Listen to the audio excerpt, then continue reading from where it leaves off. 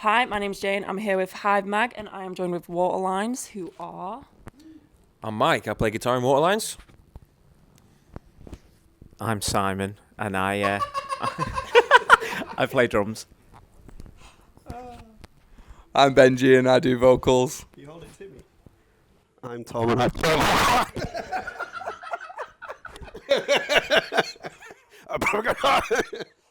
I'm Tom and I play guitar. Fuck's sake, man.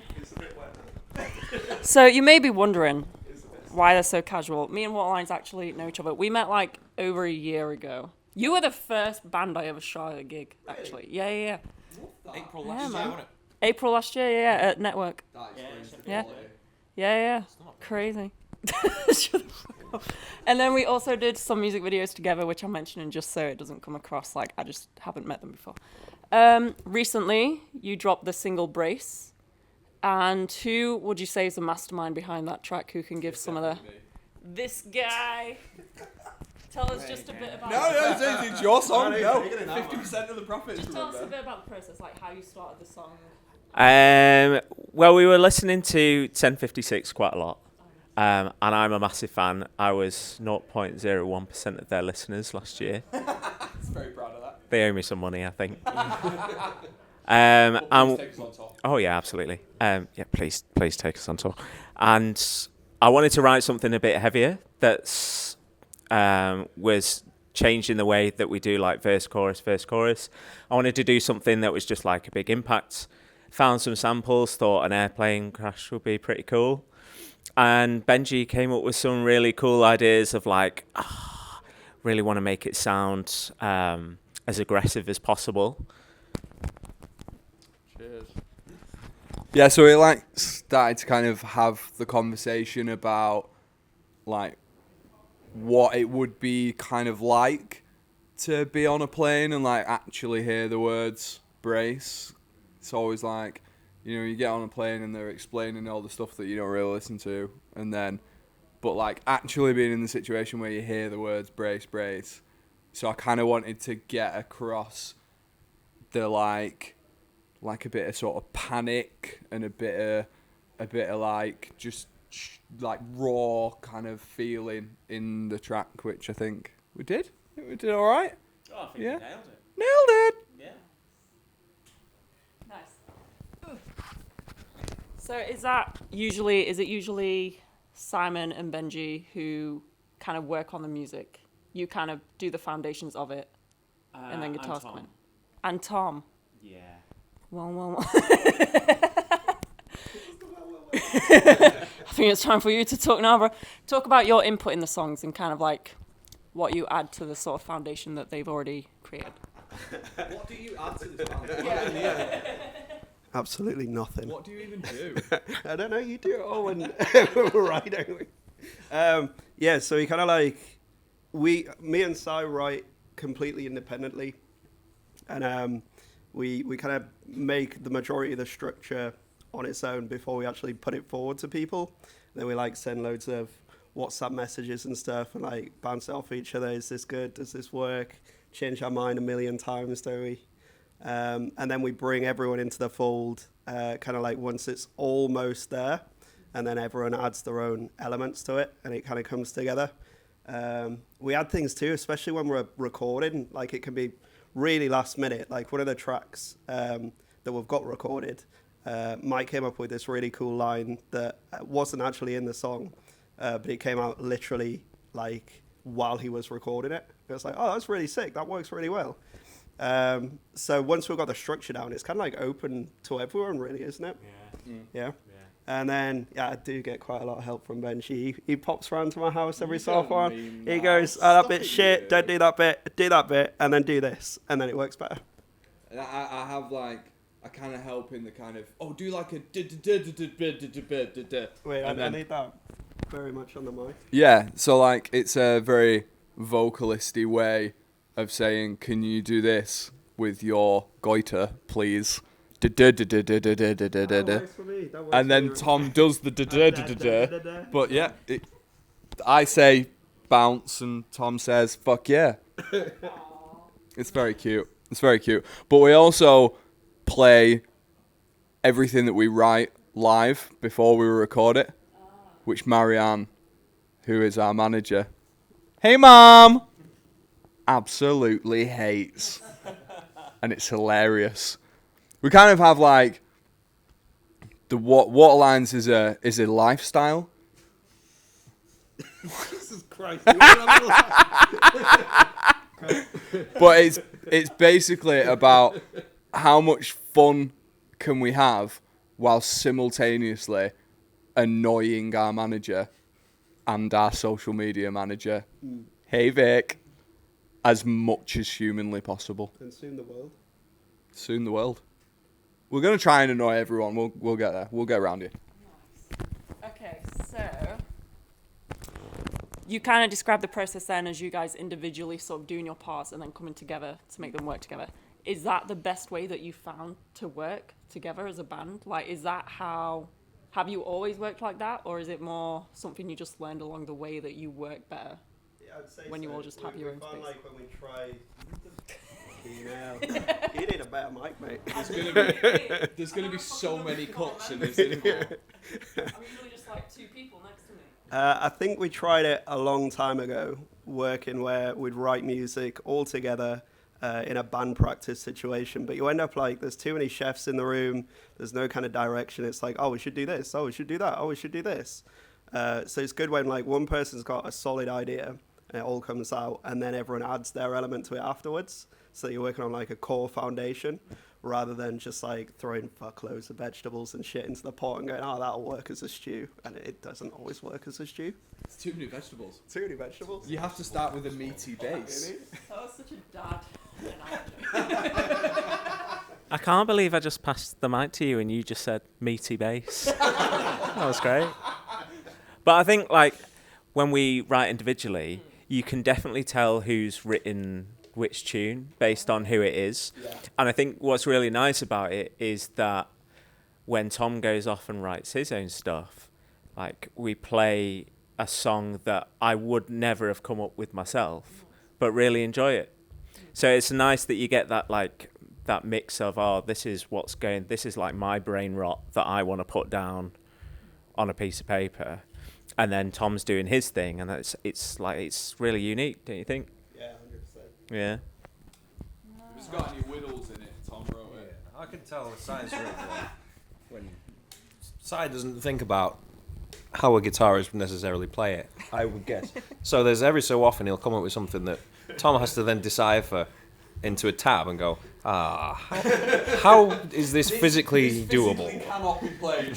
So then it's like a study in a way. You have to really try and figure out what the hell's going on. That was like first 11th. Yeah. We thought we can't really stretch the first to 11, so we're gonna change that a little bit.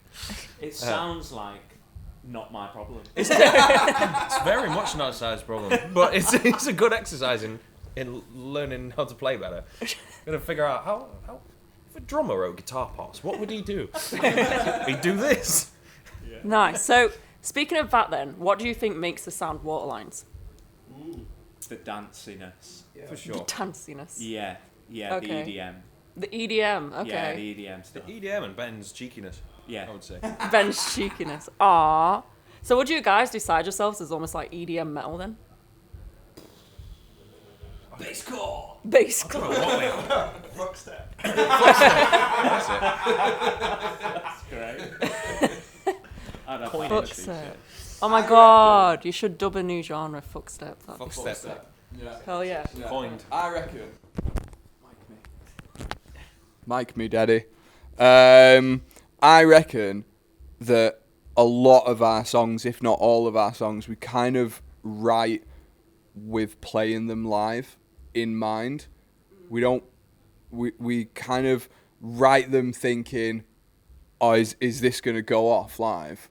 Is this going to portray well live in a room where it's full of sweaty bodies? Is this going to be the kind of thing that we would want to listen to and we would want to bounce to?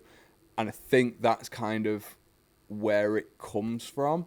Like it's all very visceral. It's all very aggressive. It's all just about.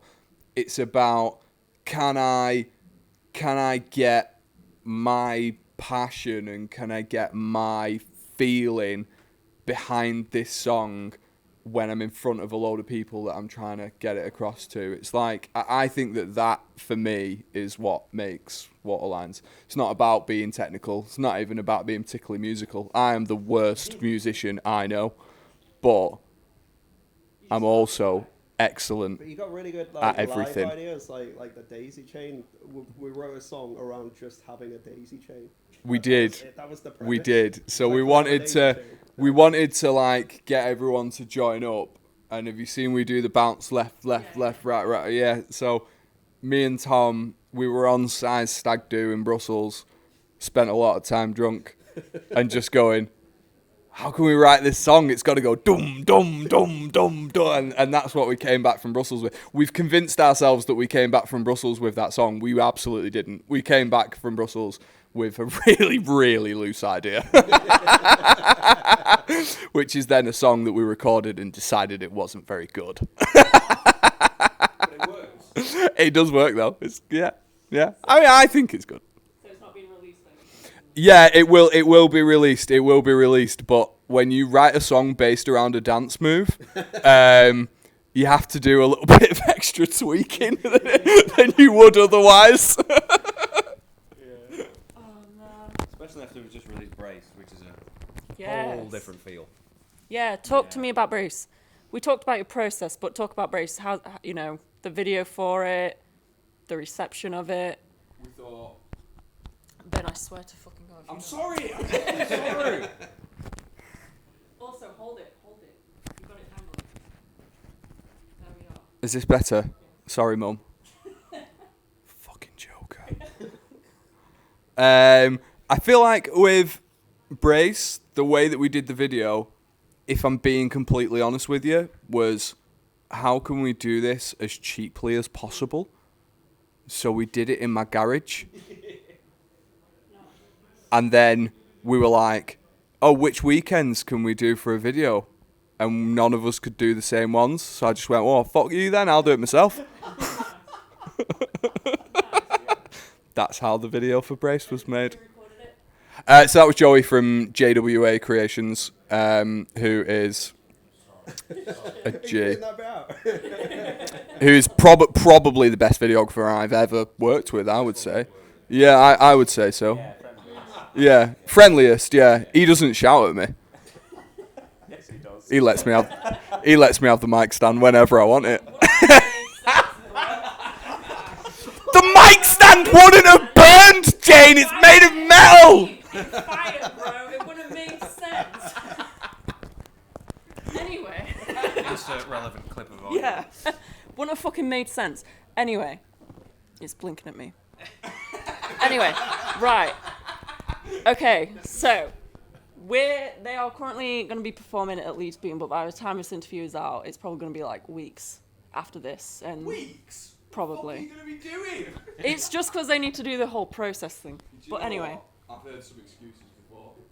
I'm not in charge of it, bro. It's like the mag needs to get it and then they need to go through it. They try to do it as soon as possible, but they can get delayed.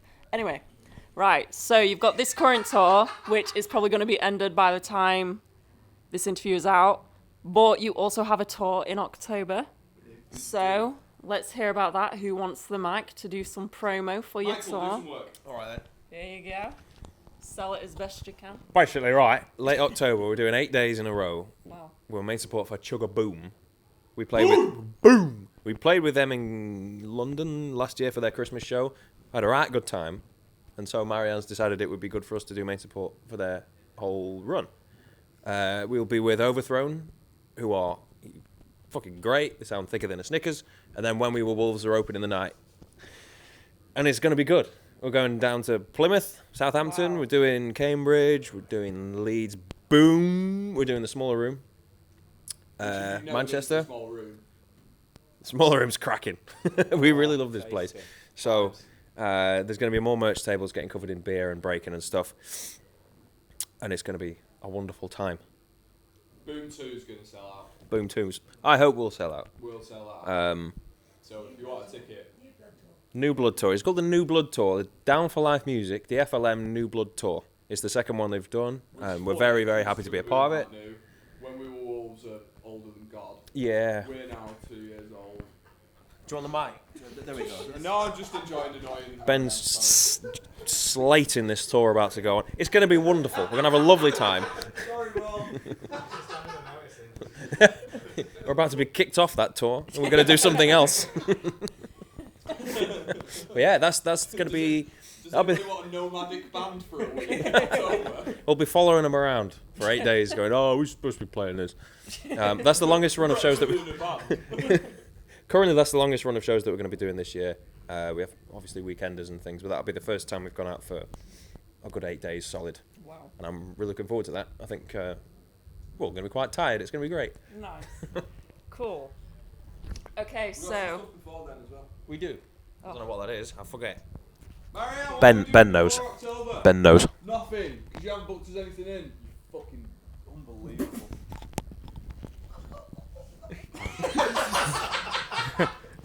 I don't know why I have the mic. I will look it up for you. Oh, yeah, play- So sorry. nicely.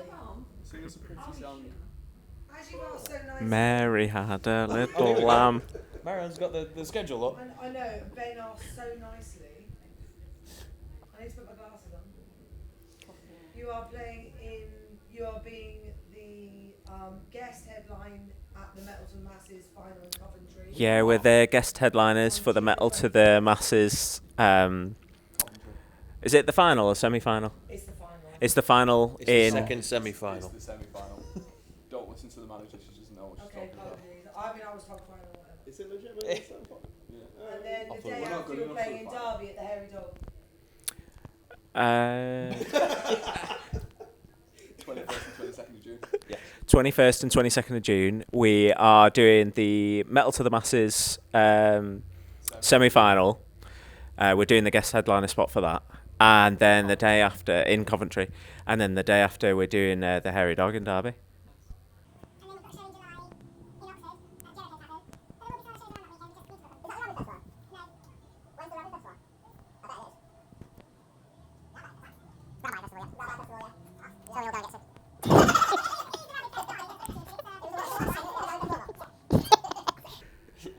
Yeah, and we're doing a show on the 20th of July in Oxford. We all keep forgetting about it We will turn up. because it's the middle of July and the Euros are going to be on. No, we'll have won by then. We will. right, okay, so you guys have actually gone over time trying to remember all the dates that you're playing. But you can edit that bit out. I'll go 2 times speed. So I always like to end the interviews with each of you get your phone and tell me the last song you had played. Oh. And if it's yourselves, we will be judging you. I hope it's a Waterlines. You're exempt then. Last song. Oh, you must know. It was definitely Dixon Dallas. It was, wasn't it? Probably. Where's the recently played? I've got recent searches. We're shit at this. It should be like jump back in and then the first one is the last one. Oh, okay. Oh, Yeah. no, mine sounds weird, like... Whoever's ready to go, Ben and then Simon and then. It sounds like I'm pitching. I'm not. This is legitimately the last song that I searched on Spotify was Helios by Echelon. I know, it's quite cute that, isn't it? It's quite cute that, isn't it? You guys today. They're supporting us today, and they're excellent live. It's very demoralising. So thank you, lads. The last song that I listened to was Terrorist by the artist Novelist. Oh, I love novelists. It's a great song. I'm trying to steal some of their ideas, but Last one I've got is Pink Mist by Gunship. Nice. Proper synthwave goodness. It's great. Nice. Bit of Gunship. It's good shit. And then you end the interview. I don't have my phone, but most likely it was Dixon Dallas, Good Looking, and you should listen to that song 'cause it's beautiful. He's bouncing. Listen to it. And yeah, that's the interview of Waterlines. Thank you for watching. Keep an eye out, Sorry. follow the socials. They'll be in the Sorry. description of the video. We heard you, Mike. We're really sorry. We'll do better next time.